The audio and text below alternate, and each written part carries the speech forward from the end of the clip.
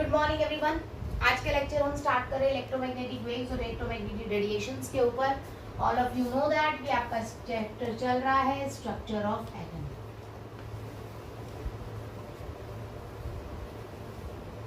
I know आप लोगों को ये चैप्टर बहुत बड़ा लग रहा होगा, बट ये जो चैप्टर है वैसे बहुत लेंथी चैप्टर है आपकी पूरी बुक का।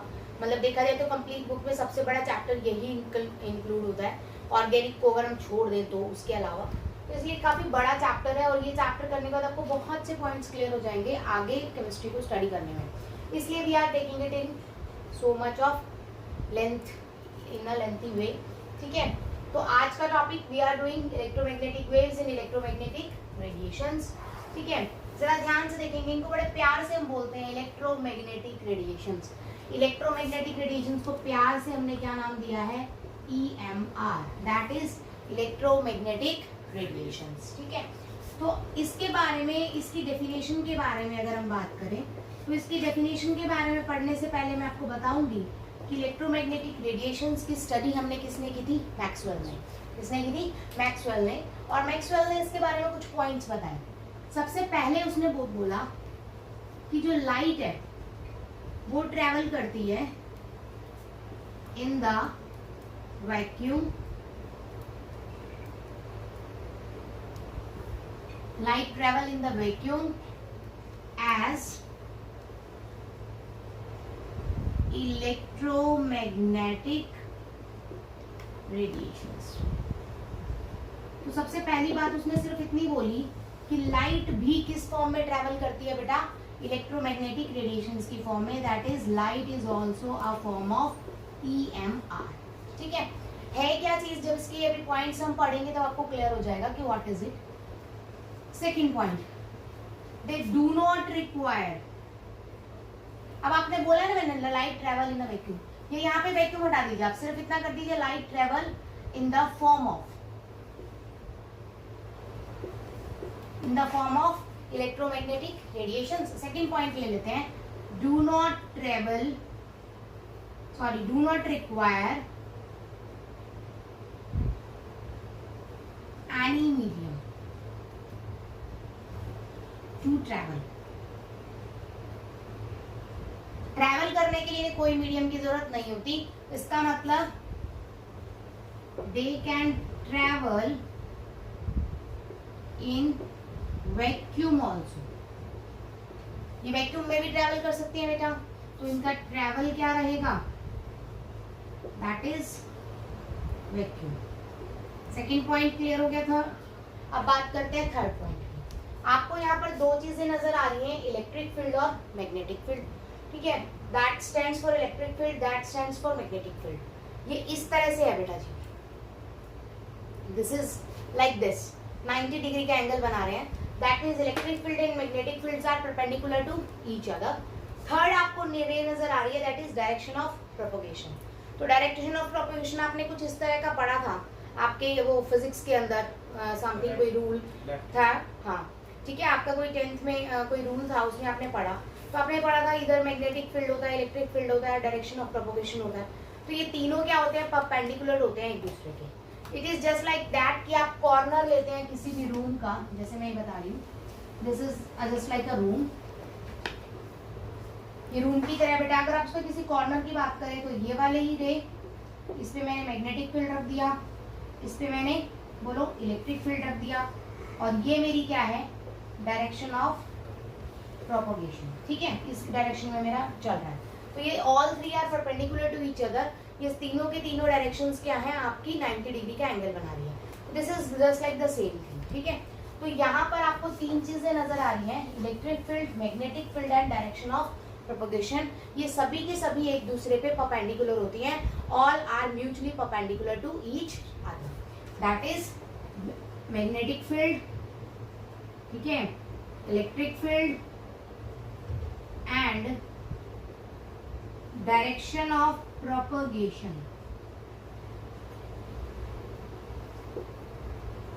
ऑल आर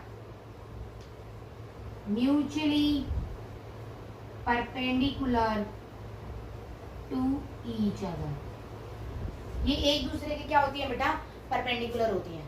तो यहां से आपको, अगर मैं मैक्सवेल की स्टडी देखूं तो हमें 2-3 बातें पता चलती हैं इलेक्ट्रोमैग्नेटिक रेडिएशन के बारे में। सबसे पहली बात, light is also electromagnetic radiation.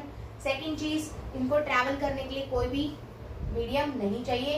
And third चीज, इसके अंदर 3 कंपोनेंट होते हैं, electric field, magnetic field and direction of propagation, and all 3 are perpendicular to each other. तो you can say that electromagnetic radiations क्या है। एक्चुअलिटी में कोई भी रेडिएशंस क्या होती है बेटा, रेडिएटेड एनर्जी होती है बेटा, रेडिएटेड एनर्जी। रेडिएशंस एक्चुअलिटी में क्या होती हैं, रेडिएटेड एनर्जी।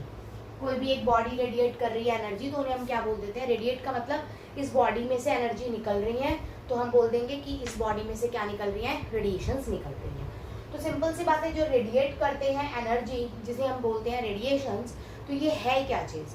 तो आप बताएंगे electromagnetic radiations are the form of radiated energy which travel from one object to another without any medium, और they can travel in vacuum with the speed of light, क्योंकि light भी एक electromagnetic radiations है, तो ये speed of light से भी क्या कर सकती हैं, ट्रैवल कर सकती हैं। इनको ट्रैवल करने के लिए कोई मीडियम नहीं चाहिए, ये वैक्यूम में भी ट्रैवल कर सकती है। This point is very important, ठीक है।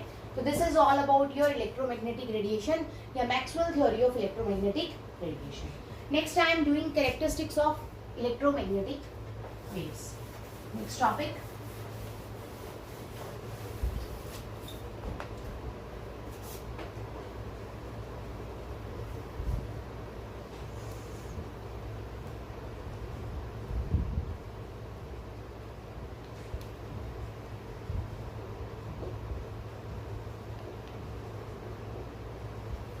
characteristics of electromagnetic radiations.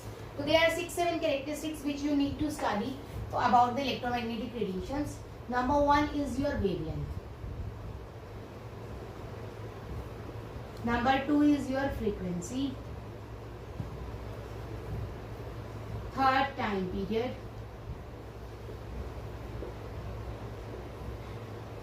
Fourth, wave number.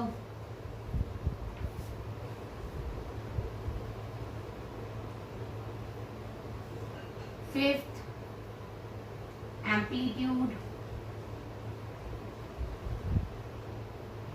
ठीक है। And one more is also there, wavelength को आप रिप्रेजेंट करेंगे लैम्डा से। फ्रीक्वेंसी, अच्छा, 6th इज योर वेलोसिटी, ठीक है। फ्रीक्वेंसी को आप म्यू से रिप्रेजेंट करते हैं, इसे बोलते हैं म्यू, क्या बोलते हैं, म्यू, ठीक है। Next, time period is your T. Wave number is mu पे ऊपर बार आ जाएगा तो that is your wave number. Amplitude stands for A and velocity stands for C, या फिर इसको सिंपल वी से भी डिनोट कर सकते हैं अगर आपकी लाइट नहीं है, कोई और रेडिएशंस है तो, ठीक है। तो एक एक करके एक बार थोड़ा सा इसको देखते हैं बेटा। कोई भी वेवलेंथ है तो सिंपल है वो, सॉरी कोई भी वेव है तो वो वेव की फॉर्म में ही ट्रेवल करेगी। थोड़ा छोटा बना देते हैं, आई होप आप लोगों को विजिबल हो बेटा जी, क्योंकि मैं इस डायग्राम से ही सब कुछ समझाने वाली हूँ। हाँ जी, दिस इज योर वेव, ठीक है, ट्रैवल कर रही है वेव की फॉर्म में कोई भी चीज। अब यहाँ पर 2 टर्म आपको पढ़नी है, सबसे पहले क्रस्ट एंड ट्रफ।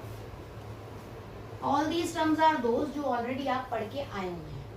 जो ऊपर वाला पोर्शन होता है बेटा, जैसे ये है, ऊपर उठा हुआ पोर्शन को हम बोलते हैं क्रस्ट, और नीचे वाले पोर्शन को हम बोलते हैं ट्रफ। फर्स्ट पॉइंट, ठीक है। अब बात करते हैं वेवलेंथ। ऊपर वाले पोर्शन में सेंटर पॉइंट पे सबसे ऊंचा होगा बेटा, यहाँ पर ये वाला सेंटर पॉइंट सबसे ऊंचा होगा। यहाँ से यहाँ तक का जो डिस्टेंस होता है that is known as lambda. तो हाफ ये लिया है बेटा हमने क्रस्ट, एक ट्रफ लिया है, और हाफ क्या लिया है, दूसरा क्रस्ट। तो देखा जाए तो हाफ क्रस्ट, कितने क्रस्ट हो गए, 1 क्रस्ट, और नीचे क्या लिया है, 1 ट्रफ। तो distance of 1 crust and 1 trough भी आप बोल सकते हैं, दैट इज लैम्डा। और the distance between 2 consecutive crust भी हम क्या बोलते हैं, लैम्डा। क्लियर होगी बात मेरी, ठीक है। तो लैम्डा इज अ डिस्टेंस बेटा, मैंने क्या बोला है, लैम्डा इज योर डिस्टेंस, ठीक है। डिस्टेंस बिटवीन, बोलो, 2 क्रस्ट टू नियरेस्ट क्रस्ट या ट्रफ, ठीक है, दो पास वाली क्रस्ट या ट्रफ के बीच के डिस्टेंस को हमने क्या बोला है, लैम्डा। क्लियर? अब दिस इज डिस्टेंस, क्या है बेटा, ये डिस्टेंस है। तो डिस्टेंस आपका किस चीज में नापा जाता है, एंगस्ट्रॉम में नाप सकता है, पिकोमीटर में, नैनोमीटर में, मीटर में, सेंटीमीटर में, ठीक है, इसमें से किसी में भी नाप सकते हो, आपकी मर्जी है। तो 1 एंगस्ट्रॉम की बात करूं मैं, तो 1 एंगस्ट्रॉम होता है 10 की पावर -10 मीटर। 1 पिकोमीटर की बात करूं तो 10 की पावर -12 मीटर। नैनोमीटर की बात करूं तो 10 की पावर -9 मीटर। और सेंटीमीटर की बात करूं तो बेटा कितने होते हैं 1 सेंटीमीटर में, 10 की पावर -2 मीटर। तो ये मैंने आपको इसलिए बताया ताकि आप न्यूमेरिकल्स में इसको कन्वर्ट कर सकें। हो सकता है कोई एंगस्ट्रॉम में दे रखा हो, आपसे आंसर बोले मैं सेंटीमीटर में निकालो या मीटर में निकालो, तो यू कैन यूज दैट, ठीक है। तो this is about your wavelength. एक क्रस्ट मतलब 2 कंसेक्यूटिव क्रस्ट या 2 कंसेक्यूटिव ट्रफ्स, आप 2 कंसेक्यूटिव ट्रफ्स भी ले सकते हैं बेटा। नीचे वाला distance is also known as lambda, ठीक है।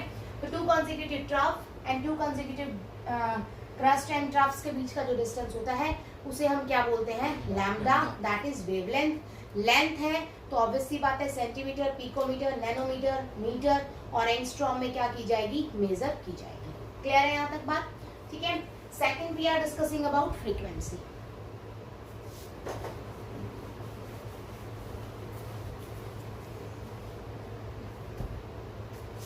जैसे बेटा ये पॉइंट है मेरा, कुछ इस तरह की वेव मैंने ले ली, ठीक है, this is my measuring point, मैंने इसको क्या बोला है, मेजरिंग पॉइंट। ये बात अच्छे से समझनी है।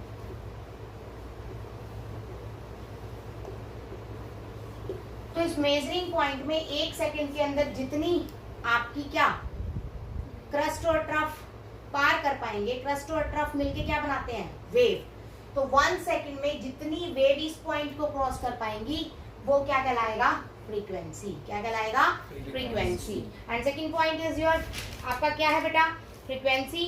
तो आप कह सकते हैं number of waves which passes through a point in 1 second. यहाँ पर ये इंपॉर्टेंट है कि ये मेजरिंग पॉइंट कोई भी हो सकता है, जो भी आपको क्वेश्चन में दे उसके अकॉर्डिंगली ये कुछ भी हो सकता है। तो अगर आपकी 10 वेव्स निकल रही हैं 1 सेकंड में तो फ्रीक्वेंसी हो जाएगी 1/10। अगर 100 वेव्स पास हो रही है 1 सेकंड में तो फ्रीक्वेंसी हो जाएगी 1/100। तो आप फ्रीक्वेंसी को बोल सकते हैं बेटा नंबर ऑफ वेव्स पासिंग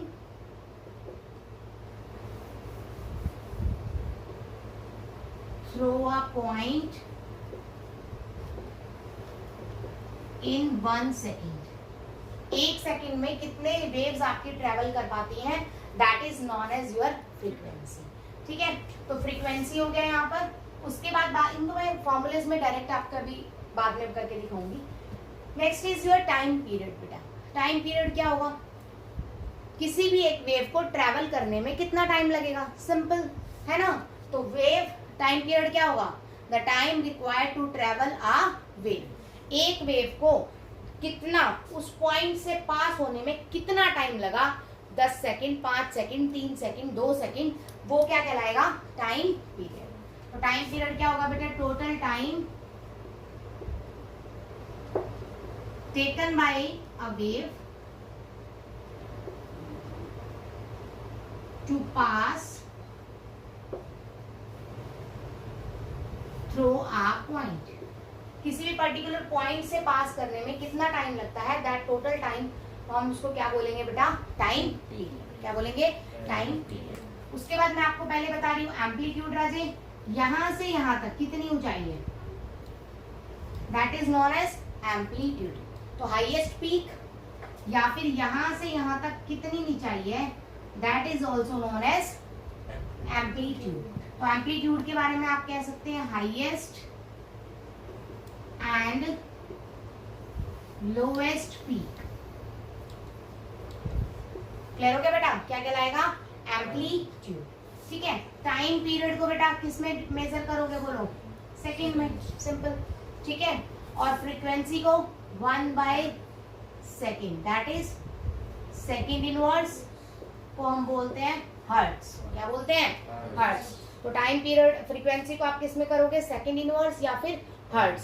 अगर मैं बोलूं सिंपल साइकिल्स पर सेकंड, मैंने बोल दिया 10 साइकिल्स पर सेकंड, तो पर सेकंड मेजर हो रहा है, तो पर सेकंड भी साइकिल्स पर सेकंड सीपीएस का मतलब भी होता है बेटा हर्ट्ज या फिर आपका सेकंड इनवर्स। ठीक है, तो अभी इसको थोड़ा सा और डिटेल करेंगे। एम्पलीट्यूड क्लियर हो गया आपको। After that velocity. वेलोसिटी क्या होगा बेटा? द स्पीड ऑफ आपकी सिंपल वेव, वेव जिस स्पीड से ट्रैवल कर रही है उस स्पीड को हम क्या बोल देते हैं? वेलोसिटी। तो डिस्टेंस ट्रैवल, वेलोसिटी का डेफिनेशन क्या होता है? आपने 10th में पढ़ा है, the distance travelled per unit time is known as velocity. तो the distance travelled by a wave per unit time is known as your velocity. So these are total 6 terms which you need to study about the wave characteristics। ठीक है, इसका ऊपर थोड़ा सा formulas wise ले तो जरा ध्यान से देखिए।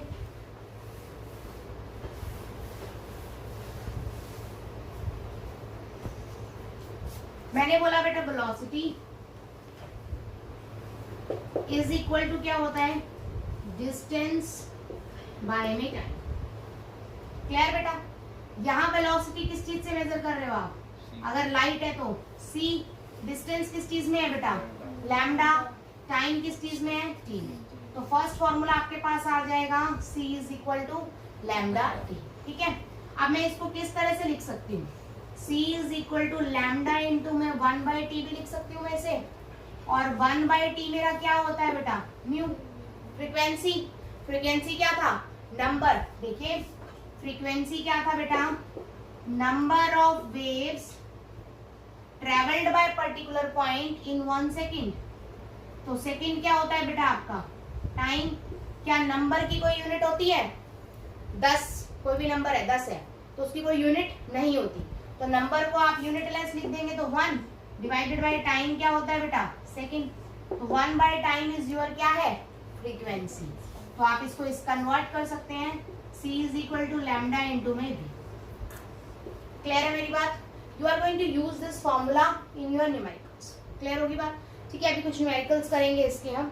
आफ्टर दैट अगर मैं बात करूं वेव नंबर की, तो वेव नंबर अगर मैं बात करती हूँ बेटा, this is your wave number. Frequency के ऊपर अगर आप लाइन लगा देते हैं तो वेव नंबर बनता है। वेव नंबर मैंने अभी अभी आपको बताया था, वेव नंबर क्या है बेटा? The number of waves travelled by a point in 1 second, है ना?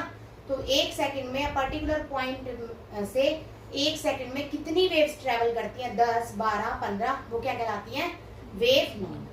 तो आपकी वेव नंबर क्या होगी बेटा? वेवलेंथ बड़ी होगी तो कम ट्रेवल करेंगी। देखो 1, 2 और 1 3, सिर्फ 3 ने ट्रेवल किया। और अगर इतने डिस्टेंस में मैं वेवलेंथ छोटी बना दूं तो ज्यादा ट्रेवल करेगी। तो मैं कह सकती हूँ wave number is equal to 1 by lambda, है ना? डिस्टेंस, डिस्टेंस अगर ज्यादा है क्रस्ट रफ का तो वेव नंबर क्या होगा? कम। डिस्टेंस अगर कम है तो वेव नंबर क्या होगा? ज्यादा। बात समझ आई है? ठीक है, देखो यहाँ सिर्फ 3 ट्रेवल कर रही है और उतने डिस्टेंस में कितनी सारी ट्रेवल कर रही है। तो अगर वेव क्रस्ट और ट्रफ का साइज छोटा होगा, दैट इज वेवलेंथ छोटी होगी, तो नंबर ऑफ वेव्स क्या होंगी? ज्यादा। तो वो wave number is inversely proportional to 1 by lambda. तो यहाँ पर भी आप पुट कर सकते हैं इसे। देखिए यहाँ पर भी आपके पास थर्ड फॉर्मूला आ जाएगा, wave number is equal to 1 by lambda, तो mu is equal to C by lambda. लिख सकते हैं यहाँ से mu is equal to lambda, इधर ले जाइए बेटा, सी बाय लैम्डा। तो mu is equal to C into 1 by lambda. 1 by lambda को हमने क्या लिखा है? Wave number. तो mu is equal to C into में आप क्या लिखेंगे बेटा? Wave. This is your second formula, first third. तो first second third are 3 formulas you are going to use to do the numericals। ठीक है, तो this is all about your characteristics of electromagnetic waves. अभी हम इसके numericals करेंगे, लेकिन उससे पहले एक छोटा सा टॉपिक डिस्कस कर रहे हैं, इलेक्ट्रोमैग्नेटिक स्पेक्ट्रम।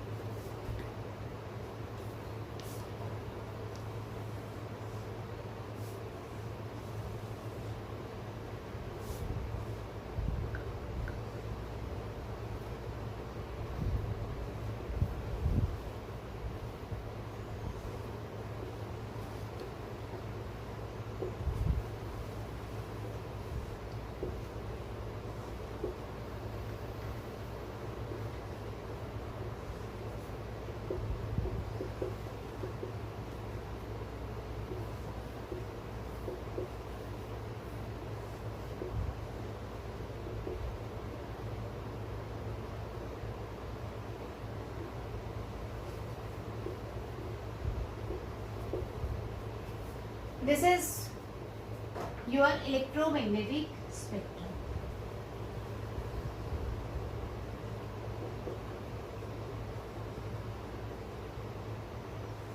स्पेक्ट्रम का मतलब होता है बेटा अरेंजमेंट। क्या मतलब होता है? अरेंजमेंट, या फिर आप डायरेक्ट से बोल सकते हैं सिंपली अरे। ठीक है, तो अरेंजमेंट है किस चीज का? आपको ये सारी क्या दिख रही है? एक्स भी क्या है? रेज, यूवी भी रेज है बेटा, विजिबल भी रेज है, माइक्रो भी रेज है, एंड रेडियो वेव्स या रेज बोल सकते हो। तो दीज आर व्हाट है क्या ये? या तो रेज बोल दो या फिर क्या बोल दो? वेव्स बोल दो। और मैंने इनको अरेंज किया है, मैंने इनको क्या किया है? अरेंज किया है इन प्रॉपर ऑर्डर। ठीक है, तो स्पेक्ट्रम इज द एरे या arrangement of the waves in a proper order. Proper order का मतलब क्या है बेटा? या तो इंक्रीजिंग ऑर्डर होगा या फिर डिक्रीजिंग ऑर्डर होगा। क्लियर होगी बात? ठीक है, तो electromagnetic spectrum means the arrangement of electromagnetic waves. ठीक है, इलेक्ट्रोमैग्नेटिक वेव्स का अरेंजमेंट इन इंक्रीजिंग ऑर्डर और decreasing order of their frequency और वेवलेंथ। क्लियर होगी बात? या तो इंक्रीजिंग ऑर्डर रखो या डिक्रीजिंग ऑर्डर रखो, एक प्रॉपर वे में आपने क्या कर दिया? उनको अरेंज कर दिया। इसको हम बोलते हैं इलेक्ट्रोमैग्नेटिक स्पेक्ट्रम। क्या बोलते हैं? Electromagnetic spectrum. जब इधर से इधर जाते हैं तो बेटा लैम्डा इंक्रीज करता है। और अब आपने देखा है, देखो बेटा, C is equal to lambda by में T था, तो C is equal to lambda into mu था। दो फॉर्मूले तो यही थे। और अगर इधर ले जाऊं मैं, mu is equal to C by में C कांस्टेंट है बेटा। C क्या है? कांस्टेंट। तो म्यू इज मैं कह सकती हूँ इनवर्सली प्रोपोर्शनल टू लैम्डा। आ जाएगा ना? C कांस्टेंट है, कांस्टेंट हटा दिया तो mu is equal to 1 by lambda बेटा। और जब कोई कांस्टेंट हटाते हो तो इज इक्वल का साइन नहीं लगते, क्या लगता है? प्रोपोर्शनल का साइन। तो सिंपल सी बात है, एक सीधा है दूसरा उल्टा, मतलब एक घट रहा है दूसरा बढ़ रहा है। तो याद रखना, इधर आपका लैम्डा क्या करता है? इसमें इंक्रीज करता है, तो इस तरफ आपका म्यू क्या करेगा बेटा? डिक्रीज करेगा। क्लियर होगी बात मेरी? तो in increasing order of wavelength और डिक्रीजिंग ऑर्डर ऑफ फ्रीक्वेंसी, या अरेंज करो in decreasing order of wavelength and increasing order of frequency. तो जब आप इलेक्ट्रोमैग्नेटिक रेडिएशंस को एक प्रॉपर फॉर्म में अरेंज कर देते हो इन इंक्रीजिंग या decreasing order of their frequency और वेवलेंथ, उस टाइप के ऑर्डर को, उस टाइप के अरेंजमेंट को हम बोलते हैं इलेक्ट्रोमैग्नेटिक स्पेक्ट्रम। क्या बोलते हैं? Electromagnetic spectrum. ठीक है, विजिबल रेज की अगर मैं बात करूं तो विजिबल रेज बहुत बड़ा होता है बेटा। ठीक है, 400 नैनोमीटर से 700 नैनोमीटर तक काम करता है। ठीक है, 790 तक भी हम बोल सकते हैं। और यहाँ पर हम बात करें तो यहाँ पर आपका बनता है विबग्योर। ठीक है, मतलब जो जो कलर्स आपको विजिबल में नजर आएंगे, V स्टैंड्स फॉर बेटा violet, I stands for indigo, B stands for blue, G stands for green, yellow, orange and. तो अगर मैं बोलूं highest frequency, sorry highest wavelength VIBGYOR में,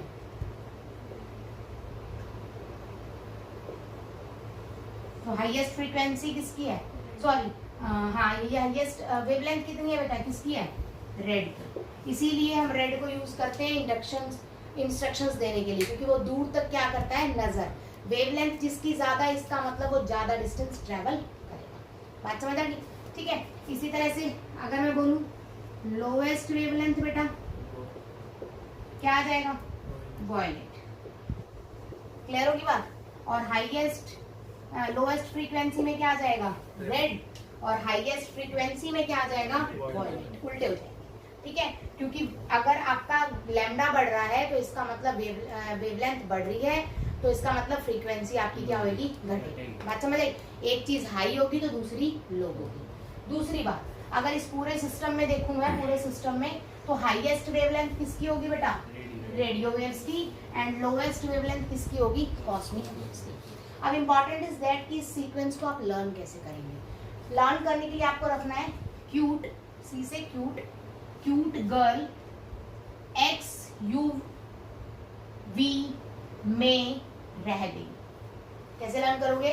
सी से cute, girl, X U V में रह गई। ठीक है, एक्स यू वी इकट्ठा अलग अलग बोलना है। X stands for X-ray, U stands for UV ray, V stand for visible spectrum. ठीक है, तो यहाँ पर आप लर्न करेंगे cute girl X U V में रह गई। ठीक है, तो दीज आर द अरेंजमेंट। मैंने क्यों बताया है, कई बार डायरेक्ट क्वेश्चन आ सकता है बेटा कि इनमें से किसकी हाईएस्ट वेवलेंथ है।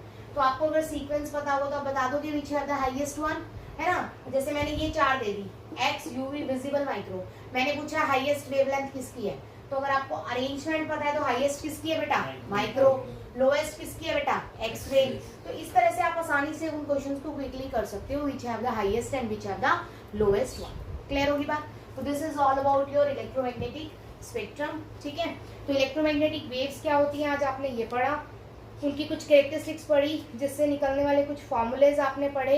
उसके अलावा you have already studied electromagnetic spectrum. अगर मैं इलेक्ट्रोमैग्नेटिक स्पेक्ट्रम की बात करूं बेटा, स्पेक्ट्रम की, तो ध्यान देना ये वेव ना कुछ इस तरह से होती है। क्या फर्क नजर आ रहा है आपको? साफ दिख रहा है कि इस तरफ वेवलेंथ क्या है, कम है, और इस तरफ वेवलेंथ क्या है, ज्यादा। ठीक है, इस तरफ फ्रीक्वेंसी क्या है, ज्यादा, इस तरफ फ्रीक्वेंसी क्या है, कम। फ्रीक्वेंसी होती है बेटा, दोबारा समझ लो, फ्रीक्वेंसी से ये पॉइंट है मेरा। ठीक है, तो यहाँ पर मैंने ये 4 5 ले दी, देखो 1 2 3 4 5 ऊपर नीचे बाहर गई है उस पॉइंट से। और यही पॉइंट अगर मैं मेजर करूं और मैंने अगर ये लिया, अब देखो कितनी गई है, सिर्फ 1 ऊपर और 1 नीचे, है ना। तो यहाँ फ्रीक्वेंसी क्या है बेटा, कम, यहाँ फ्रीक्वेंसी क्या है, ज्यादा। लेकिन अगर मैं वेवलेंथ की बात करूं तो ये 1 ऊपर नीचे का मतलब सिर्फ इतना सा है, तो वेवलेंथ सिर्फ इतनी सी होगी। लेकिन यहाँ नीचे वाली में बात करूं तो ऊपर नीचे का मतलब यहाँ से लेके यहाँ तक है बेटा, तो वेवलेंथ इतनी बड़ी होगी। बात समझ आई? वेवलेंथ और फ्रीक्वेंसी, वेवलेंथ का मतलब है डिस्टेंस और फ्रीक्वेंसी का मतलब है नंबर ऑफ पीक्स। ठीक है, that is number of waves जो ट्रैवल किए। क्लियर हुई बात? तो कुछ इस तरह से बनता है, ये चौड़ा होता चला जाता है, ब्रॉड होता चला जाता है जैसे जैसे आगे की तरफ बढ़ता है। तो this is all about your electromagnetic spectrum.